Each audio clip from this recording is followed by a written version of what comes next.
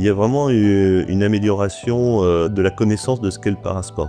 Et je pense que grâce à Club Inclusif, il y a eu un déclic. Je suis Ludovic Gouillette, je suis vice-président en charge de la jeunesse et des sports au département des Côtes-d'Armor. En fait, on se rend bien compte que quand on échange avec les parasportifs, qu'il y a des difficultés pour trouver un club qui leur plaît, proche de chez eux. On avait un peu pensé en fait un dispositif similaire en interne qu'on allait créer et on s'est dit autant s'appuyer sur quelque chose qui existe et avec des professionnels que vous représentez. Et on s'est tout de suite attaché à essayer de mettre ça en place en travaillant au mieux.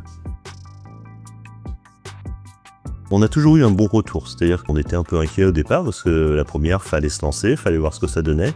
Et en fait, j'ai l'impression que c'est rentré assez facilement maintenant dans la réflexion des clubs de se dire oui, on peut accueillir et on a besoin aussi d'être aidé pour savoir comment accueillir des personnes en situation de handicap.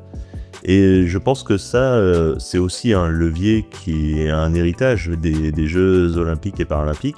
Je pense que ça a donné envie à plus de clubs d'essayer de se mettre parasport. Ça a eu vraiment un impact positif et plus ça va, plus c'est simple, j'ai l'impression en tout cas. Parce qu'on l'a porté, parce on s'est appuyé aussi sur les communes et les EPCI pour nous relayer l'information comme quoi on allait faire des sessions.